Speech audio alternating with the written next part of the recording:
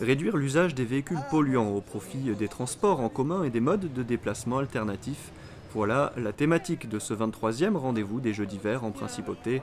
Un cycle de conférences intitulé « À pied, à vélo, se déplacer autrement à Monaco » qui s'est déroulé dans un lieu particulier puisque les discussions ont eu lieu dans un bus.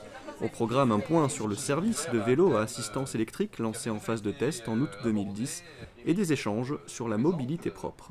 On va parler évidemment des autobus parce que c'est eux qui font le lien entre les divers quartiers, mais également des possibilités que le gouvernement est en train de mettre en place avec la compagnie des autobus concernant les vélos, et puis toutes les possibilités d'intermodalité, puisque vous savez qu'à Monaco, il y a des façons de se déplacer à pied, en utilisant les ascenseurs, en utilisant l'escalier roulant, et que là, donc, ça fait tout un ensemble de moyens très diversifiés qui permettent aux gens d'éviter de plus en plus de prendre leur voiture personnelle et de prendre, a fortiori, de moins en moins de moyens de transport polluants, quoi. Et parmi ces moyens de transport non polluants, les bus hybrides.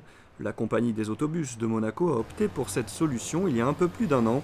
Des bus qui peuvent parcourir entre 180 et 200 km par jour. L'avantage de la solution hybride, c'est la récupération d'énergie à chaque ralentissement ou dans les descentes. Les 4 premiers exemplaires que nous avons ici à Monaco sont équipés de supercondensateurs qui permettent de récupérer cette énergie au freinage et de la restituer au moment du démarrage. Les 4 suivants que nous allons recevoir en fin d'année seront équipés de batteries qui ont, je dirais, connu beaucoup d'améliorations et vont permettre une meilleure récupération. Donc on espère, là encore, diminuer la consommation de carburant. En Principauté, 8 stations de vélos électriques sont en fonction et 2 vont être mises en service prochainement.